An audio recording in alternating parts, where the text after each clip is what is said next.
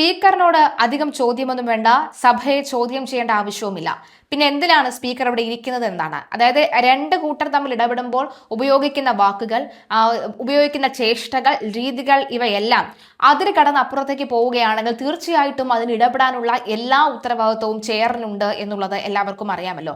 മാത്രമല്ല, തിരുവഞ്ചൂർ നമുക്കറിയാം, ഇതുവരെയും നല്ലൊരു സ്പീക്കർ എന്ന നിലയിൽ അദ്ദേഹത്തെ എല്ലാവരും കൈയടിച്ച് സ്വീകരിക്കുന്ന ഒന്നാണ്.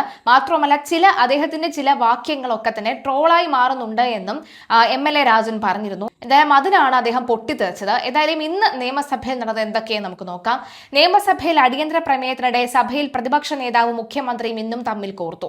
ചോദ്യങ്ങൾക്ക് മറുപടി നൽകാൻ ഫിഷറീസ് മന്ത്രിക്ക് കഴിവുകേടാണോ എന്ന പ്രതിപക്ഷ നേതാവ് പിണറായി വിജയൻ നടത്തിയ പരാമർശമാണ് ഇന്ന് സഭയെ ചൊടിപ്പിച്ചത്. ഫിഷറീസ് വകുപ്പ് മന്ത്രി മറുപടി പറയുന്നതിനിടയിൽ വനം മന്ത്രി ഇടപെട്ടതാണ് പിണറായിയുടെ പരാമർശം കാരണമായി മാറിയത്.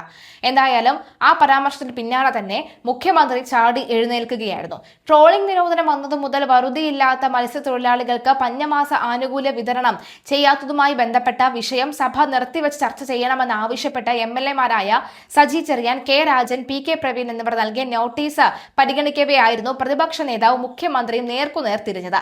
സർക്കാർ വന്ന 1.5 മാസത്തിൽ എല്ലാം ശരിയാക്കുമെന്ന ധാരണയില്ല.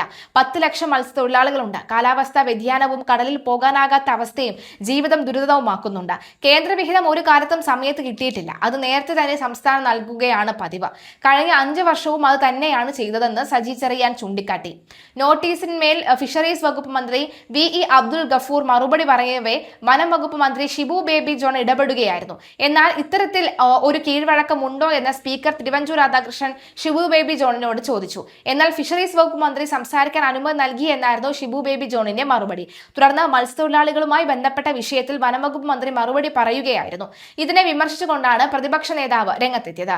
നോക്കൂ, ഇവിടെയും നമുക്കറിയാം, ഈ പാർട്ടിയിൽ നിന്നുള്ള അംഗമാണ് തിരുവഞ്ചൂർ. പക്ഷെ അപ്പോഴും ഒരു മന്ത്രി സംസാരിച്ചുകൊണ്ടിരുന്നപ്പോൾ മറ്റൊരു മന്ത്രി ഇടയ്ക്ക് കയറി സംസാരിച്ചപ്പോൾ അത് സഭയ്ക്ക് അങ്ങനെ ഒരു കീഴ്വഴക്കമുണ്ടോ എന്ന ചോദ്യമാണ് അദ്ദേഹം ചോദിച്ചത്. അങ്ങനെ ഒരു കീഴ്വഴക്കമില്ല, എന്തേ ഈ ഫിഷറീസ് മന്ത്രിക്ക് അതിനെക്കുറിച്ച് പറയാൻ സാധിക്കില്ലേ എന്ന് അദ്ദേഹം ചോദിച്ചു. അപ്പോഴാണ് വ്യക്തമായ തീരുമാനത്തിലേക്ക് എത്തിയത്. എന്തായാലും ഇന്നും കൊമ്പ് കോർക്കുന്ന സാഹചര്യമാണ് സഭയ്ക്കകത്ത് നടന്നത്.